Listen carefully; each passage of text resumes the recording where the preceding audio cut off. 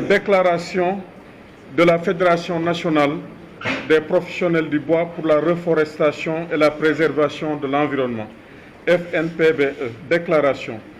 Beaucoup de politiques fossoyeurs qui ont perdu leur localité, qui font des sorties inutiles et sans comprendre ce que c'est que l'exploitation forestière, pour se faire voir et entendre, ont déclaré dans les médias que les exploitants forestiers professionnels du bois sont en train de réduire au néant nos forêts.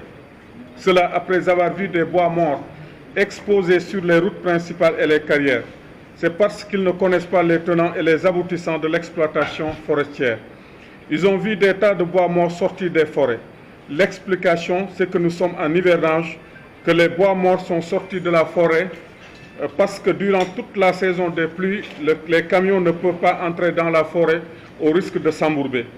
Et la pratique permet aux quotataires et aux autres ramasseurs de bois morts de sortir leurs produits sur la route pour les rendre accessibles aux camions.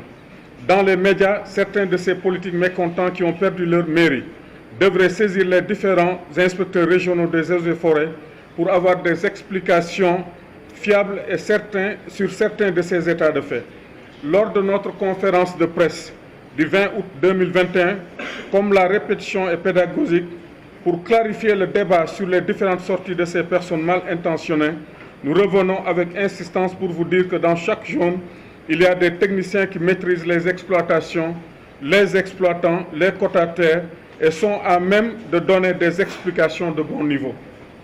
Cela devrait les empêcher de faire de fausses déclarations en indexant les membres exploitants de la Fédération nationale des professionnels de bois pour la reforestation et la préservation de l'environnement, FNPBE, comme des fossoyeurs des massifs boisés.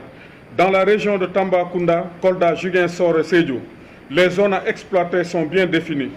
Ce sont dans les forêts aménagées, comme tout le monde le sait. Dans ces zones aménagées, l'exploitation se fait d'une manière durable. Ici, la forêt ne peut donner que le strict minimum déjà calibré, pesé et sous-pesé avec des systèmes de rotation de 8 ans pour cet espace qui doit être exploité. Cela trouve que les arbres exploités ont déjà régénéré. C'est le système des forêts aménagées pour maintenir les forêts à l'état par une exploitation rationnelle, cela pour exploiter et maintenir la forêt.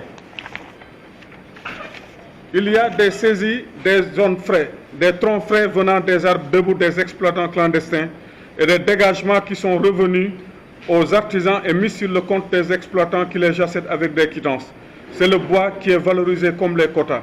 Les exploitations reviennent d'un quota national régulier venant chaque année en ouvrant la campagne d'exploitation forestière.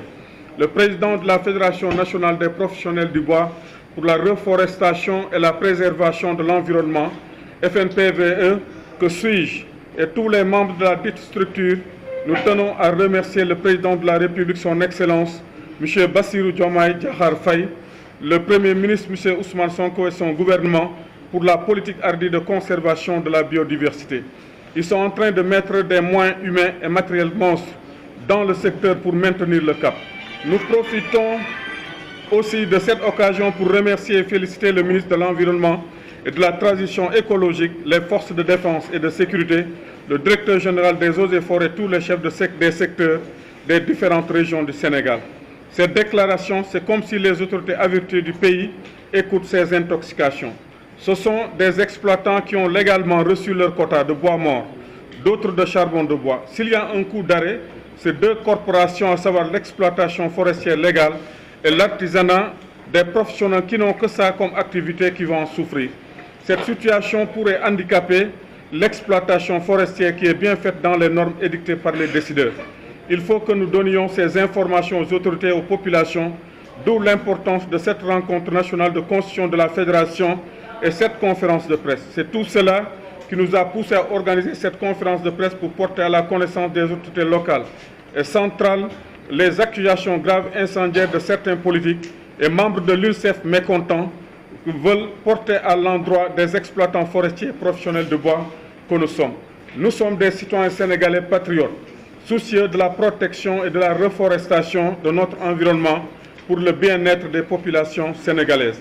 Avec l'exploitation dans notre pays du gaz et du pétrole, L'espoir est certain pour voir une diminution de la pression sur nos massifs forestiers. Pour diminuer la pression des massifs forestiers de la région de Tambacounda, nous lançons un vibrant appel aux autorités de notre pays pour qu'on puisse ouvrir les zones d'exploitation de Ziguinchor, de Kolda et de Sédhiou, bien sûr en veillant strictement au trafic transfrontalier pour satisfaire la demande locale. En retardant l'exploitation rationnelle et durable, cela demande un produit ligneux des populations qui va en pâtir.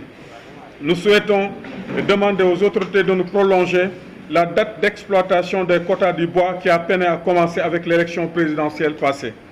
Dans cette région, il y a un important programme de reboisement de plus de 1 million de plants qui a commencé. Les exploitants professionnels sont dans cette mouvance, comme les artisans, les associations de jeunes et les femmes qui ont toujours mobilisé aux côtés des services des eaux et forêts. Dans tout le pays, c'est la campagne qui est bien lancée et tous s'y mettent en branle-bas de combat pour revertir et assainir notre très cher pays, le Sénégal. Notons que les artisans n'ont que ce produit pour montrer leur prouesse dans les différentes régions du Sénégal sur les meubles et les objets d'art. Il y a combat contre les feux de brousse. Les feux de brousse qui enlèvent une lourde tribu au niveau des massifs boisés. Les feux déciment le tapis herbacé. Un trésor qui intéresse tout le monde, surtout les éleveurs. Le ramassage des bois pour le mettre en lieu sûr participe au nettoyage des forêts pour diminuer le combustible au moment des opérations de feu précoce, et ou tardives. C'est l'autre explication de la présence des bois morts dans les routes principales. Le combat contre l'exploitation clandestine, l'exploitation frauduleuse vers les pays voisins limitrophes continue de plus belle pour les services de défense et de sécurité.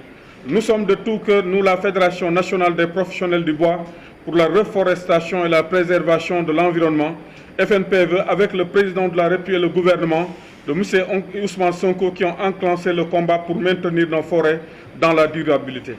Depuis qu'il y a eu ces différentes sorties de tous bords, des différents manipulateurs qui versent dans l'intoxication pour déstabiliser le secteur de l'exploitation forestière, les exploitants et les professionnels du bois sont acculés et le secteur est au point mort. Ce ralentissement risque de tuer le secteur de l'artisanat.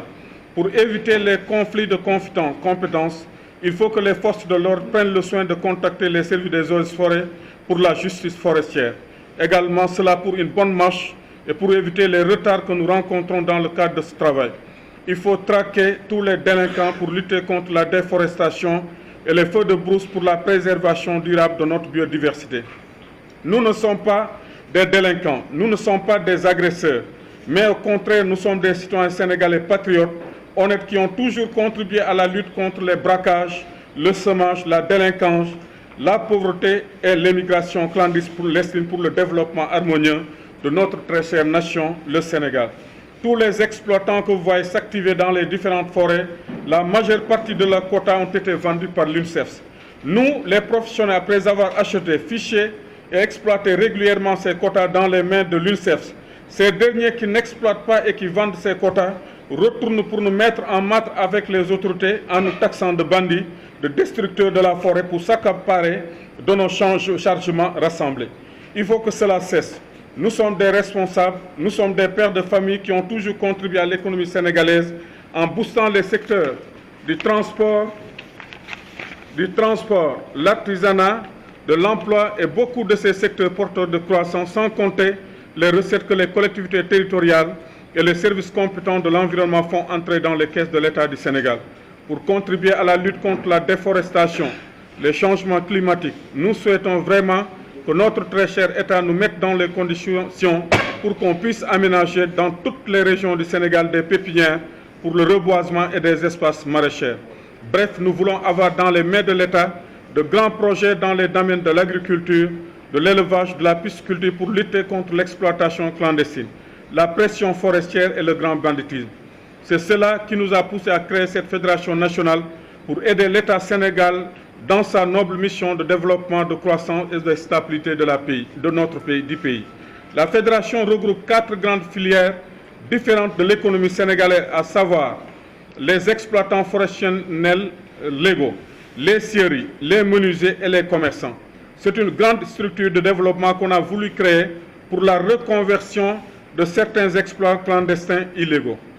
Nous saisissons cette occasion pour demander au président de la République, Bassirou Diomaye Diakhar Faye, nous demandons au Premier ministre Ousmane Sonko et à son gouvernement et au ministre de l'Environnement de ne pas écouter les violeurs de conscience, ces manipulateurs.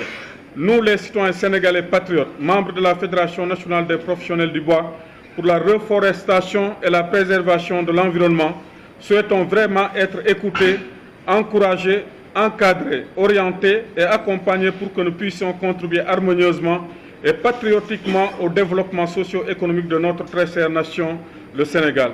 Nous ne pouvons pas, en tant que des citoyens sénégalais patriotes, créer une fédération nationale des professionnels du bois pour la reforestation et la préservation de l'environnement et retourner détruire la forêt en coupant abusivement des arbres frais. Cela est contradictoire.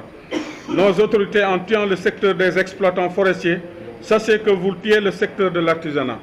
Un artisan ne peut pas travailler sans l'apport des exploitants et des scieries. Pour terminer, depuis votre accession à la tête du pays, après avoir fait des observations et des analyses profondes de la situation de notre pays, nous disons que nous sommes très satisfaits de votre engagement patriotique pour redresser le pays en aidant les différentes couches des populations sénégalaises les plus vulnérables pour leur mieux-être et mieux vivre. Mes amis sont très heureux de s'associer à moi et nous formons des vœux fervents pour votre bonheur personnel et pour la réussite et la réalisation passée du projet PASTEF. Notre très haute considération, vive la Fédération nationale des professionnels du bois pour la reforestation et la préservation de l'environnement. Derrière le président de la République et derrière le Premier ministre Ousmane Sonko et son gouvernement. Vive le Sénégal uni et solidaire derrière le gouvernement passé. Vive la République du Sénégal. Conférence de presse tenue à Tamba le lundi 14 octobre 2024 à 16h au Niger Hotel. Merci beaucoup.